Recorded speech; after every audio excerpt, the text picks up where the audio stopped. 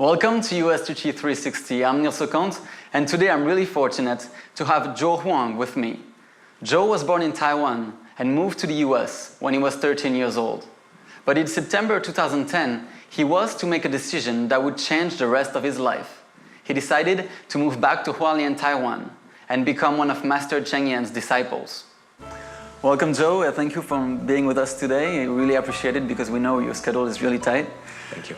My first question, how does a young Taiwanese American make a decision when you were successful here in the US, that important in your life? Actually, I found the meaning for my life. I think everybody from there going to school, whether it's junior high school, and college, everybody just following the set pattern that perhaps was set for them by their parents or their predecessors or other people in the society. But I think the most important part that we are all looking for is the meaning of our life. What is the meaning of our lives? And I believe I found that calling, and that lies in Tzu Chi. And that's why when I found out that's what I really want to do, when I found out that the whole point, this meaning of life is really lies in the service of other people and also the betterment, overcoming ourselves. When I found that was my goal, and I know that Tzu Chi is where I need to be to cultivate that. And so when you found that, I think the decision was easy to be made.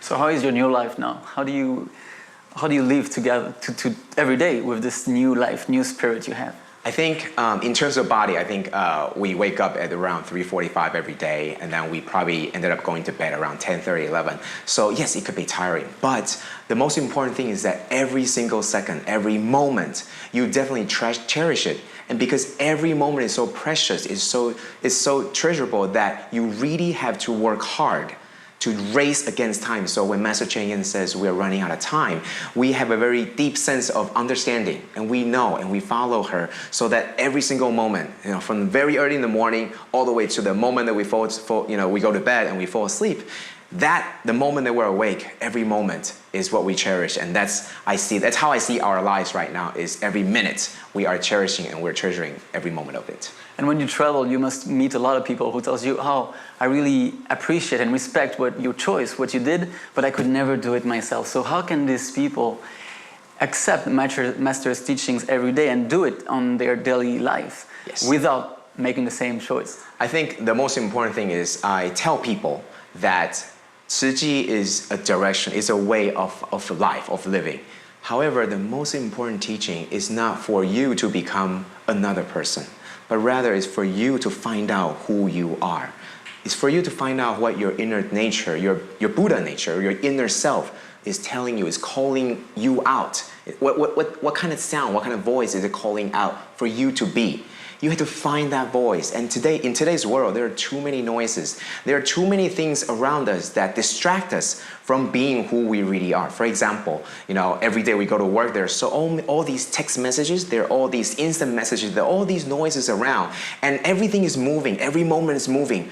How can you find time to really settle down and calm down and find out, what am I doing with my life? So most of the people that I come in contact with, I just tell them, I am not necessarily going to brainwash you into becoming one of us, but I want you to really honestly evaluate your own life. Is this what you want to do? And if not, what are you doing to make it into something that you want? And then I'll tell them, if you really don't know where your life is going, or you're not sure, let me tell you my story. Let me share with you what I think. And if you agree with me, then let me share with you some more.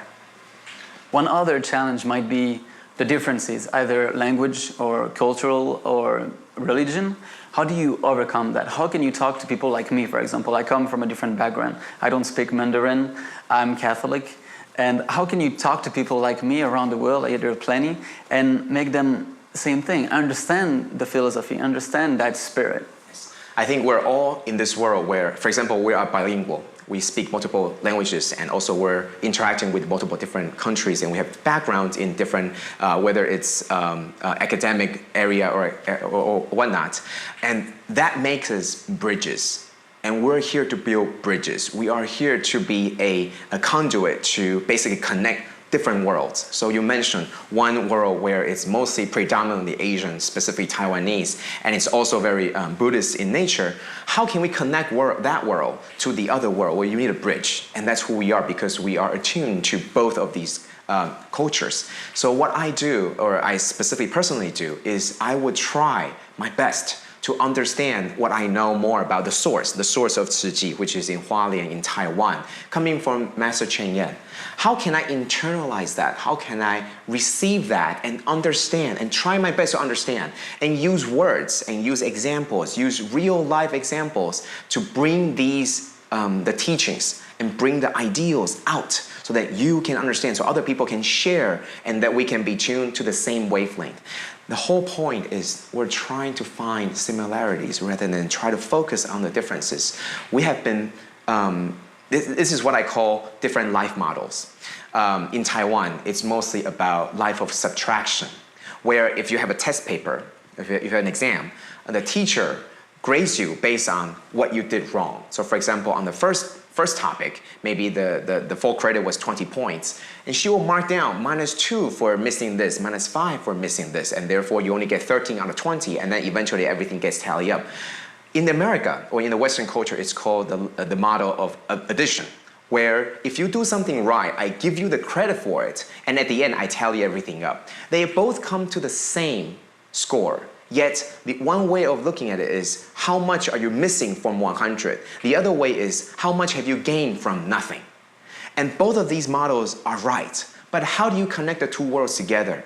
That's where the bridge comes out, because we are exposed to both of these cultures. What can we do so that we can bring something of this culture and transform it to something that other people from the different part of the world can accept? Changing from a Chinese character into something that's an English alphabetical composition, yet the meaning is still lost. For example, in Chinese is Fa, and in English is Dharma.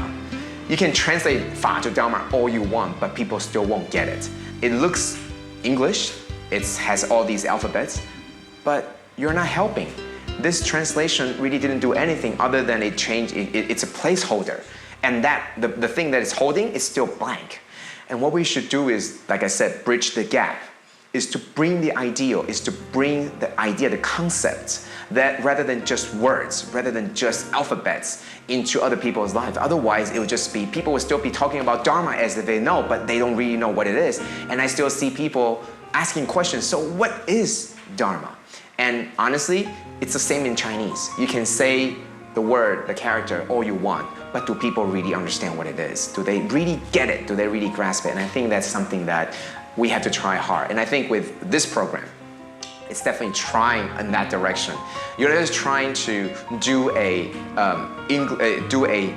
English translated program, you know, not just do a translated program in English, but you're trying to do it from a complete different perspective, one from English, from American perspective. And I think that's the most important thing is how do you find the similarities and then use the differences to your strength? And I think that's what we're ultimately doing. We are very focused and we're very determined. And I think something like USTC360, this is exactly what we're doing, is trying to bridge that gap. So thank you very much. I think the staff here is doing a wonderful job to trying to do this as well. Like I said, I really appreciate and I really thank you for all your efforts. And it's really making a huge difference.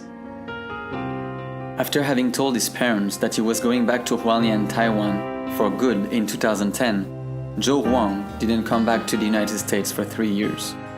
And this time, besides visiting his family, Joe would be asked to share his life experience.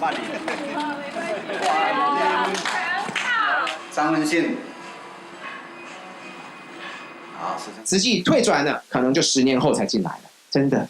Only within 2 weeks, he did it about 10 times, from the West Coast to the East Coast, and to hundreds of people, Tzu Chi volunteers, college students, as well as larger American audiences. It's a form of control. It's worth every moment of your time. In both Chinese and English, Joe accomplished his mission as a messenger of Master Cheng Yen's teachings.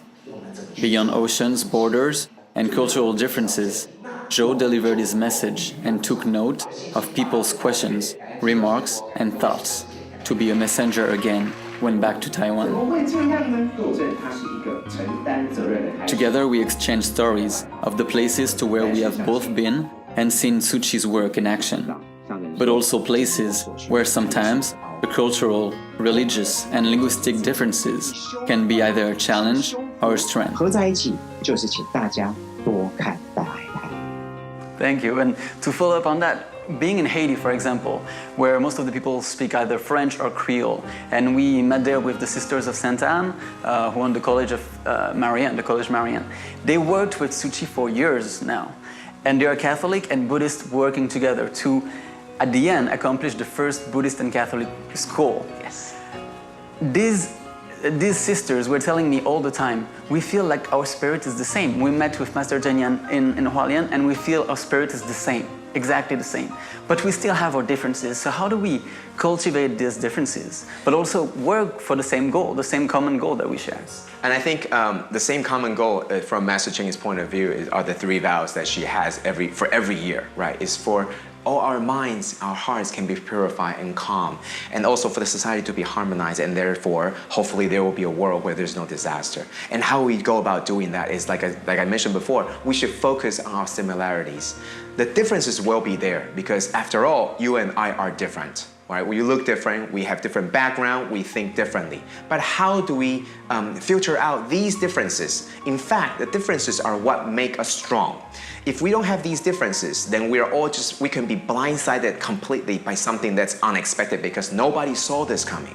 It is because we focus on our similarities to grow our strength, but at the same time, we do not see differences as our weakness, but rather we use it to our strength and strengthen our bond, that we know that even though we're different, but we're utilizing our differences as something that's our asset rather than our liability. And I think that's what the whole organization is trying to do. We're not trying to say everybody should be one and this way only. Even though you do see us wearing uniforms, that's a different way of cultivating. However, the main point is, how can we try to get everybody's expertise to the right places so that they can be the most functional as they can, yet at the same time, they all have the same direction. Let me give you an example.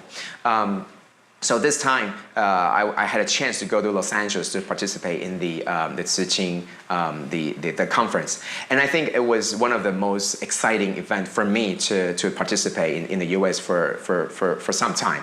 And my original plan did not involve taking a trip to Northern California. However, after my sharing, I think there were 4 or 5 brothers and sisters from Northern California. They all come to me, not at once, but they come one at a time. They all have their differences, right? One is an engineer, one is a housewife, and obviously everybody's different age group, and they all have different interaction with me from before. So they'll come at me with different, background, different ways, right? One try to say, oh, you haven't been here for such a long time. The other one says, we really need you. They all come in this problem with different angles, different perspectives. Yet they all have the same goal, trying to get me to Northern California. They succeeded because they got their differences to their strength, and their similarities, same goal. Sometimes if we just unite this goal, it becomes a strength that's able to get everybody onto the same path. At the same time, our differences even strengthen that goal even further, and that's what we're trying to do. What when taking action in further countries? Like, I know you went to Africa, and I know you experienced challenges there because it's a new background, new entire background. How can you, in this kind of environment, how can you overcome all those challenges? I know for you it was kind of difficult in Africa. Right. First of all, it was, the seasons are different, right? It was, in the Northern Hemisphere, it was summer at the time, it was July. And when we got there, it was cold. However, the one thing that I found that was really valuable was that when I see this group of children, we went to Zimbabwe, we went to Africa. In Zimbabwe specifically, I saw a lot of children that was in the school where there was from K all the way to 8th grade. And all these children, they were all studying, they were learning basically there's no structure whether they can call classroom. It's really wide open. And even though that I see that there are a lot of differences, they are speaking some language that I don't understand, and most of them do speak English. But the things that they are teaching, it could be something, it could be math, it could be science, it could be whatnot. But I see the heart, I see the effort that was put in by the teachers and the students. And that is universal. I sort of remember back to when I was in college and when I was in school, and I saw the things that were similar. And I saw that the differences were we had all these infrastructure, we had all these resources, but they don't. What can I do to provide them something that could help them? So that maybe I could give them, we can provide for them something of an even ground where they are better equipped, they're better prepared to succeed. And so even though there are all these differences, and some of them might be working to our strength, some of them might be working as our weakness, what can we do to overlook that we can build on our similarities? We all believe that education is the key to answer, is the key to bettering their future. So what can we do about that? And I think when we have the same goal, when we have the same direction, let me tell you, that strength is unbelievable. The impossibles all of a sudden become something that could be attained. And that's what we're doing. We're bringing miracles, essentially. We're bringing something that was unthought of, unheard of before, into something that's really possible. That's something that could be seen by today's standard. And see, we made it happen. And this is not work of supernatural powers. This is the work of everyday living being, all of us, whether it's volunteer from Taiwan, volunteers from US, or volunteers from Africa. We made it happen, and this is our collective work. And so together we can make it happen. You're talking a lot about actions, and I know when you joined, you wanted actions, but yet you made the choice to go back to Hualien. So how do you balance action and spirituality? Because that's what your life is about right now, yes. Balancing the two. How do you balance that? Yes. I think one of the examples that Master Cheng Yen once said was really brought out the essence of this. She said that in our bloodstream, if you have an air bubble inside, it will clog the bloodstream, which cause things to happen, like stroke, etc., because your brain, missing the oxygen. However, without the air bubble does not mean that your bloodstream have no oxygen. Your blood is still oxygen. It still has oxygen in it, right? Whether it's hemoglobin or something that my high school biology teaches me. But all that tells you that there is work or action and there's spirituality. I do not see them as two things. They have to be combined as one. I'm still working on it. But the ultimate goal is, how can we bring the two to become one, such that when we are doing anything, whether it was action or whether it was spirituality, there's no differentiation. There's no difference in telling, you know what, I'm working on my spirituality right now, so don't bug me about action. Or I am just working right now, and therefore spirituality can be put on hold. Everything has to be fused and merged into one, and that is a tough work, because it's almost like learning how to swim, and then you have to remember how to come up for air and while continue swimming. At first, it's going to be difficult. You're going to drink some water. You're going to take some water, accidentally. That's going to happen. But that's just like how we can try to fuse it together. At first, it's going to be difficult. You're going to try to work Buddhism. You're going to try to work spirituality into your action. That's going to be hard. It's going to reject it at first because it's something that's undone. It's something that's unheard of. It's hard to do. You've never done it before. But as you do more, as you listen to Master's teaching more, as you do more and more, and all of a sudden Master's teaching, maybe one phrase will all of a sudden pop up. That's when you realize, hey, I'm slowly merging the two. And eventually, hopefully, we can be like Master, where everything she does, the two things is always as one. There's no differentiation. It's basically, there's no space in between. There's nothing in between action and spirituality. It's merged as one. What's your message for the youth, and especially the youth that right now is saying, oh, I would like to do that, but I believe that still being successful and accomplishing things depend on money. And being successful for me would be have a good job and make a lot of money. What is your message for them? Because you were the counterexample. Yes. I think the most important part, I believe, is to stay true and honest to yourself. Is this what you really want? Or is this what you want because other people think that you should do this? You have to stay true to what you think is right. And that's why there's a still thought. There's a Jinsi aphorism that says, if it's the right thing, just do it. And stop thinking so much about, oh, I think if I do this, other people might think, some lowly of me. I remember one time I was on in Taiwan in high-speed rail station where it's pretty modern, everything was modern, and one person in front of me, I think he accidentally put a recyclable plastic bottle into the garbage can, and it's right next to each other. and he just simply made a mistake. I was wearing my suit and tie at the time, and I walked by and I thought, that's wrong, that's not right. What should I do? I could continue walking, or I could stop. I could take out that plastic bottle and put it where it belongs. But I'm wearing a suit and tie. What should I do? So I take down my suit and I roll on my sleeves and I reach in, I pull out the plastic bottle and I put it into the recycle bin. And I think it's about what is the right thing to do, not so much about what other people expect you to do. And if you know, and trust me, we all know deep in our hearts what's the right thing to do. We're just telling us excuses. We're just telling us, yeah, it's because I need to make a living. Yeah, it's because of that. And sometimes, making a living becomes, 1 or 2 or 3 iPhone, iPad, iPod. All these things came out, but do we really need them? I think we all have an answer. And all my message is trying to tell people is listen to yourself, but also listen to watch Dai TV.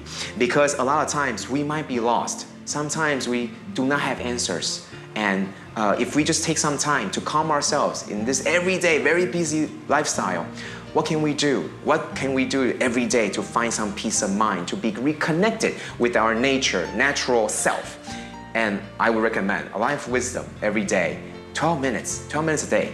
And if you really can't get enough of it, then there's more program to watch. But think deep, calmly think. 静思 means to be at ease and be at calm and think deeply. And I think Master wants us to really reflect, to think deeply about everything that's happening. But do not just stay there and just start to thinking about everything but taking no action. It has to be merged as one. So my message is, be honest to yourself. But at the same time, listen to your inner self as well as listen to Master's teaching allows us to gain more experience, more exposure to different things about what we should do, with our lives. So do you have any final thought that you would like to share? Yes, I would like to share that please do not see me as a person who is already there, because I am still on my way. But I think the most important part about listening to yourself, about finding, is that for me, I know where I'm going and I know how to get there, and I'm sure that I'm on this path. So that makes my life really worthwhile. Every minute of it, it makes it really joyous. It doesn't matter how tiring I am. I know I'm on my way to get to where I am, where I want to get to. I think that's the most important. And so the message is really for everybody is that, do you know where you want to get to? Do you know how to get there? And are you on it? And if you can do all these three, then I think we'll all be very joyous, we'll all be very happy, they'll get this Dharma joy, and we'll have a lot less people who are depressed, and that's really how we can build up this harmonious society. Thank you so much for being with us today. It was a pleasure to have you. Thank you. And have a safe trip back to Hualien. Thank you so much for watching us today. We really hope that somehow today you also found your way, your path, and that helped you somehow. I'm No113, and I'll see you soon.